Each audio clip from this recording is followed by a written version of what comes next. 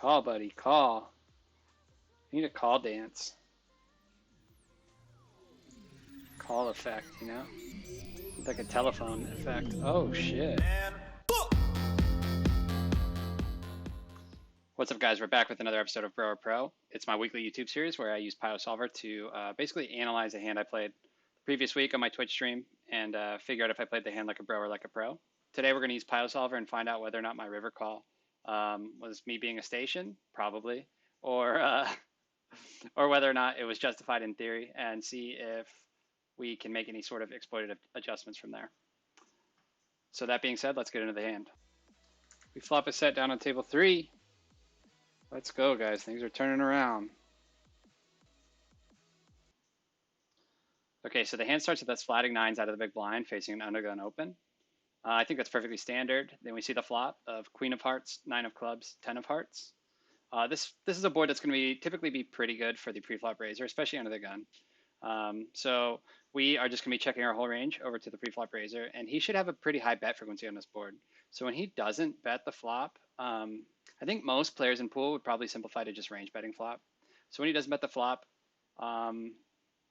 two things come to mind. One, I just think like maybe he's got like a bit of a medium strength hand, and so his range is maybe more condensed than it should be in theory.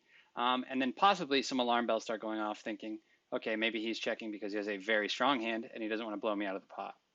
So let's actually take a look at Pio and let's see what Villain's flop strategy is meant to be here.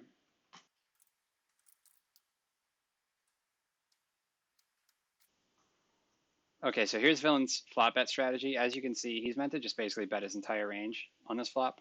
He does have some checks here, like ace 10, ace 9, 9s, 8s, 7s would be his hands that he's checking most often, some queen jack as well. But for the most part, I think like most villains in pool here are just going to simplify and just bet their whole range on a board like this. Probably just bet small with their whole range, right?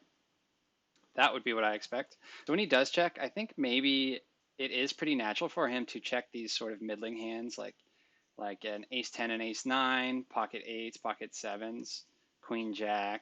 So I guess when he does check, in my mind, I'm just thinking like his range is condensed quite a bit around medium strength hands. And then I suppose, yeah, he also has some slow plays here. And then, yeah, I just don't think like, I feel like if he has a straight here, he's just going to be betting like 100% of the time. It looks like he's meant to, like king jack is meant to just bet super often. Does he ever have jack 8? No. So king jack's his only straight here, and it looks like it's basically like over 90% of the time he's betting. I just expect like pool would just be betting 100% of the time here with a straight. So I think I can take straights out of his range when he checks. And I think so I guess what I'm getting at is I think his check back on the flop is a bit more condensing than it should be, and it is also a bit more capping than it should be. So he does check back, and let's go to the turn and see what happens.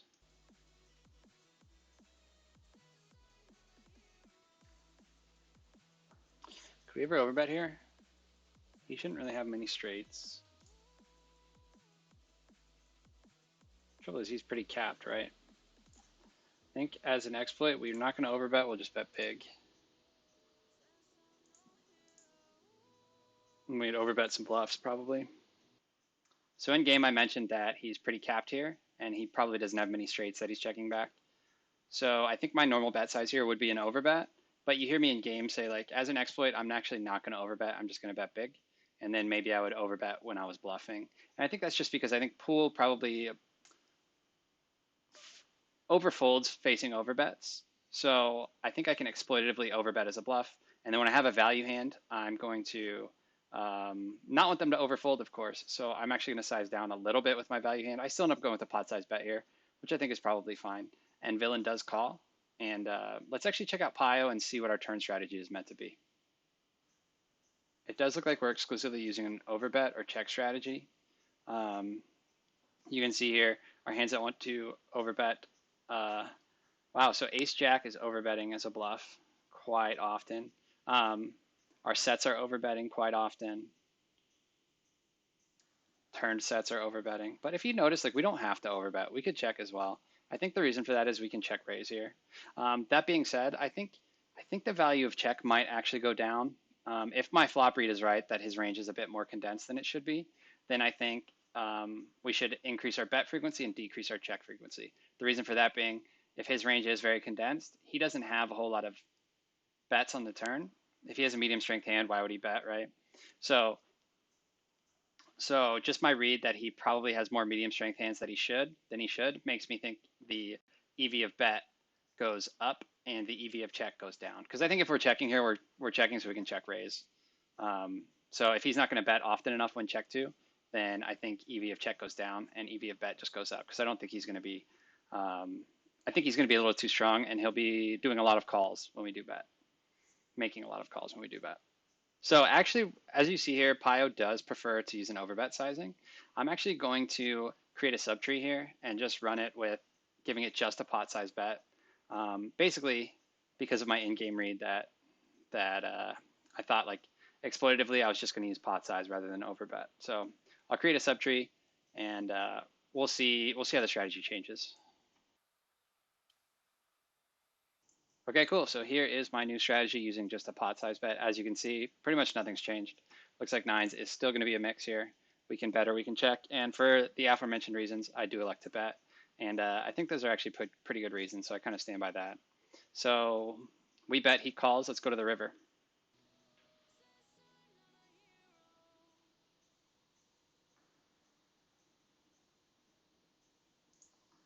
Now I think we do want to overbet, man. Just in case, like if he does have a queen.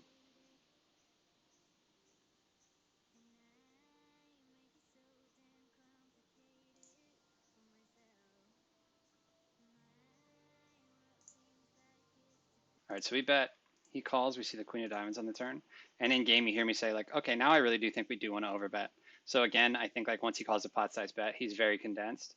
And so I think he's just going to have a lot of hands that are going to call big bets. So I do think at this point I can overbet here for value. Looking at Pio here, it looks like it thinks overbet is perfectly fine with pocket nines. Overbet looks like we can do anything here. We can big bet, we can overbet, or we could check. For similar reasons, I don't really like checking. I don't think he's going to value bet thinly enough when we check to him.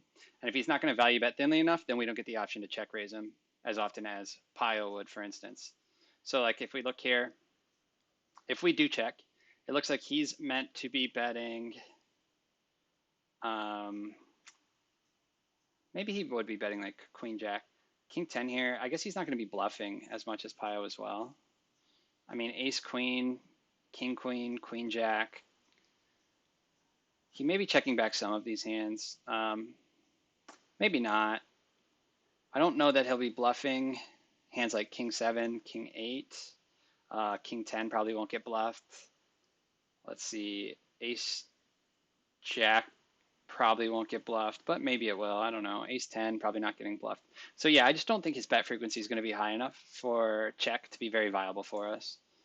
So I do elect to overbet, and then let's go see what happens after that. You know, like a telephone effect. Oh shit. I mean, what's he got? Queen 10?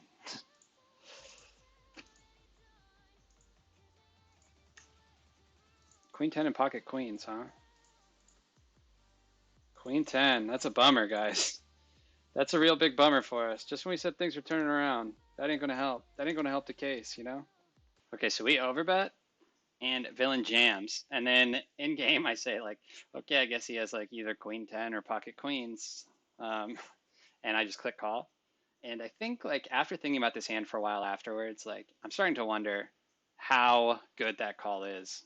Of course, I hate folding full houses, but in this spot, it may be the case that I really need to fold full houses. But let's consult Pio here and let's see what Pio has to say. Okay, so we overbet here.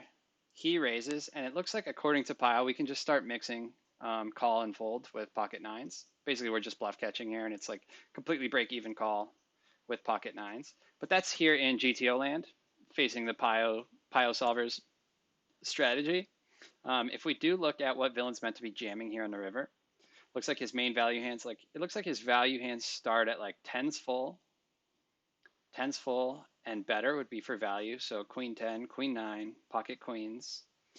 And then this is where it gets a little bit dicey here. It's like in order for villain to be bluffing here, Pio's choosing like 10-9 suited, right? That makes sense. It blocks full houses. Ace 10 suited blocks full houses. Ace queen, ace 10, king, queen, ace, queen.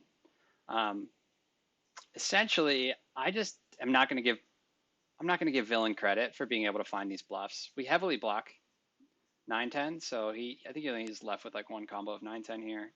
Um,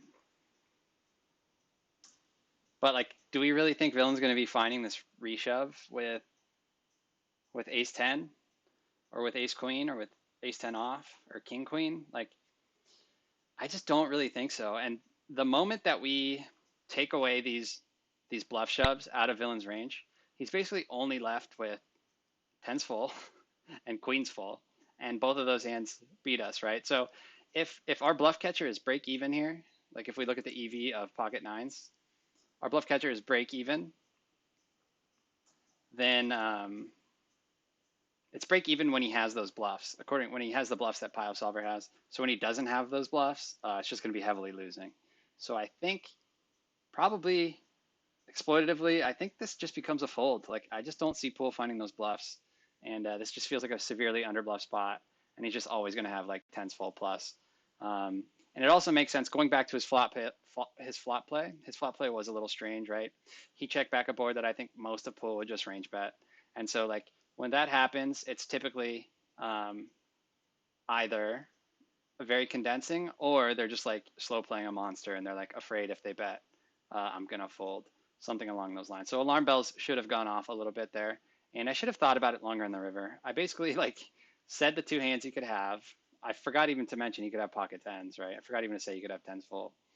But I just like mentioned the hands he could have that beat me, and then I just click call instead of being like, oh, what hands could he possibly be bluffing with here?